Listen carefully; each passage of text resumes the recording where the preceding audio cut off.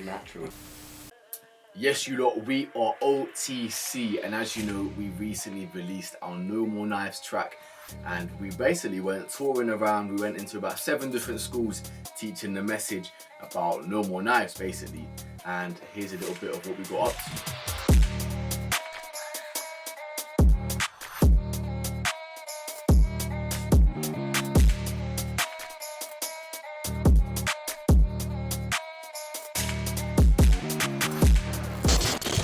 If you guys want to know more about the No More Knives tour and what we got up to last time in Salford, then please make sure you go check out our last video, which is called No More Knives Tour Behind the Scenes.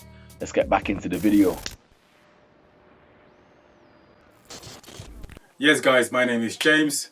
This is my lyric breakdown to the track No More Knives. So it starts off with a hook. Whoa, whoa, whoa, whoa, whoa, whoa, whoa, whoa, whoa. Lay down your weapon, my brother, don't waste your life. So the concept for the hook is very, like, for me, it was very simple. I wanted a hook that is like catchy, but at the same time that has the message from the get-go. So that was what the hook was about. Then my verse, it goes like this.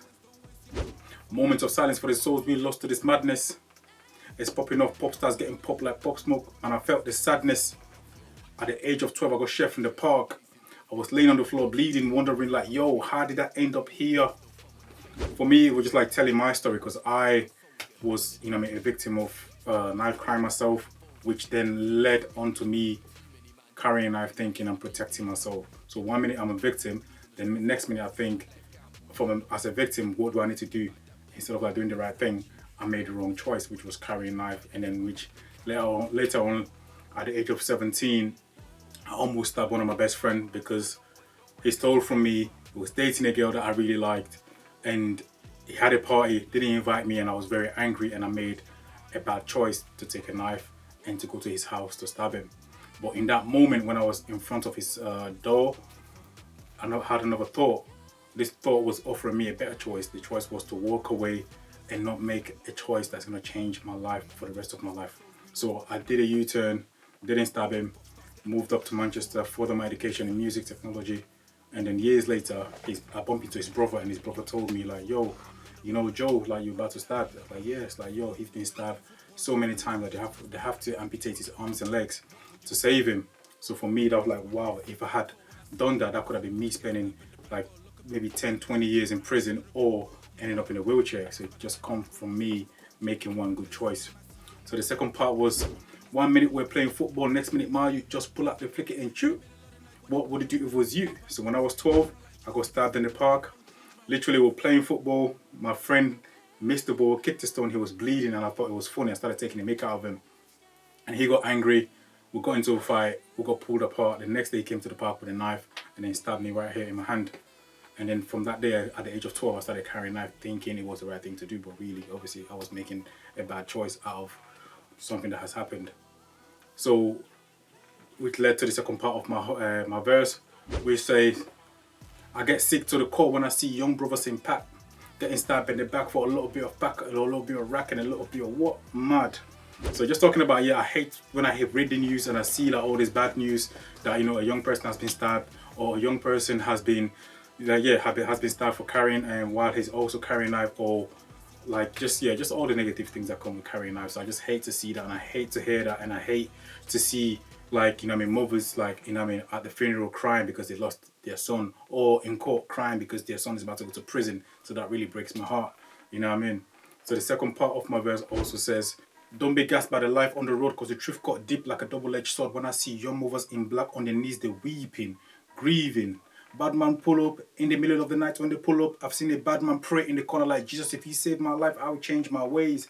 So I've just talking about, like, just as I was saying earlier, like, I hate when I see, like, obviously mothers like in a funeral crying because they lost like their son at the age of like 15, 16, or also the other mother also crying in court because her son is about to go to prison for like 10, 15 years. So I hate seeing that. And I've also seen like so-called bad man in court crying because like they made a bad choice, and now they're about to be sent down to prison, and now they're crying. They're like, yo, I wish I had, made the right choice. That's why, I said, yeah, bad man pull up in the middle of the night. When they pull up, I've seen a bad man pray in the corner like, Jesus, if you save my life, I will change my ways. Because once we've made a bad choice, there's always a regret wishing that we had made the right choice. My part of the hook goes, lay your knives down. And pretty simply, my job, my role in this track is just to hammer it home, just to really clearly state the point of lay your knives down. Obviously, we as OTC, we're Christian. That means that we believe that every single one of your lives matter. We believe every single one of you's lot is important, is unique, created with purpose and meant to be here. And we don't want to see any life cut short by knife crime. So that is why, really simply, I just state lay your knives down. That's my part of the hook. My bridge section, or my little tie over, so to speak, goes, I pray to God you'll make it, I pray you'll stay with me, you were made for more, are you listening? And again, really simply, that's our prayer for you lot, is that you guys actually will live a life of fullness, of joy, of peace. And in the Bible, it actually says that Jesus came to give us life and life to the full. And that's what we want to see for you lot. So that's why I'm saying, I pray to God you make it. I pray you stay with me. That's our prayer as OTC for anyone watching this, that you guys get to experience life in all of its fullness, rather than seeing it cut short by something like knife crime. And then my final bit is, you were made for more, are you listening? And I guess that's a bit of a challenge to you, like, if you're watching. Like, we believe that every single one of you, like I've already said, has an amazing purpose for your life. We believe you're all important, and we've all been gifted with so many different talents and gifts and things that we love doing and passions and dreams. And we want to see you lot fulfill that, innit? It's like you were made for more. You were made for more than knife crime, than gang violence, than any of that stuff. So yeah, my challenge is, are you listening? Which is why I end my bridge section with, are you listening?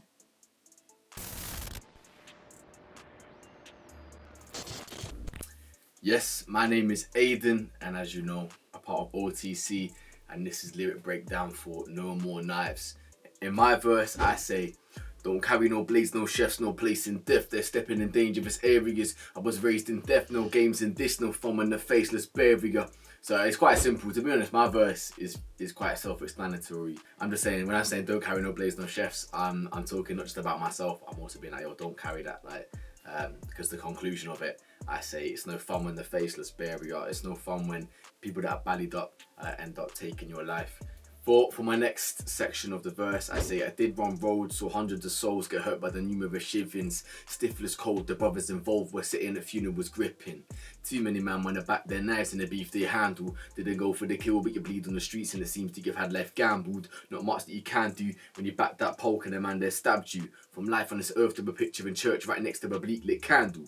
Yeah, so obviously there's a section where I say saw hundreds of souls get hurt by the numerous shivings. It's a bit of an exaggeration. I didn't see hundreds of souls get hurt by it, a lot of shivings, but I did see a lot of my friends and a lot of families affected by it, by stabbings that were going on around me and in my group of friends. And after that, I'm saying too many men went back their knives in the beef they handle. They didn't go for the kill, but you bleed on the streets, and it seems that you've had life gambled. So like a lot of crime statistics that we've spoken about before. I believe it's 35% or 45% of people that actually carry a knife end up turning into the victim of their own knife. So that's why in that part of the song I'm talking about too many men want to back their knives in the beef they handle. And a lot of the time people aren't even going for the kill. A lot of the time they're trying to just stab you in the leg or in the bum, right in the cheek basically, but usually that ends up hitting an artery, and a lot of people end up dying from that. And in the last section of my verse, I say very simply, from life on this earth to a picture in church right next to a bleak lit candle. And I'm saying very simply, you could die from it, innit?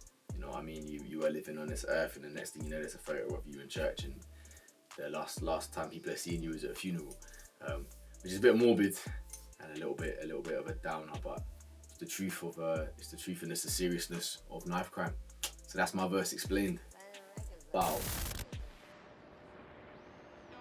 Thank you so much for watching, you lot, and please don't forget to go check out the No More Knives track if you haven't already. Music video soon come. Anyway, bless you lot, have a good one. Peace. Thank you so much for watching, guys, and we hope you enjoyed the video. If you want to see more video from us, please make sure you like, comment and subscribe. Whoa, before you go, hop over to Instagram, check us out on Insta, otc.band. See you there.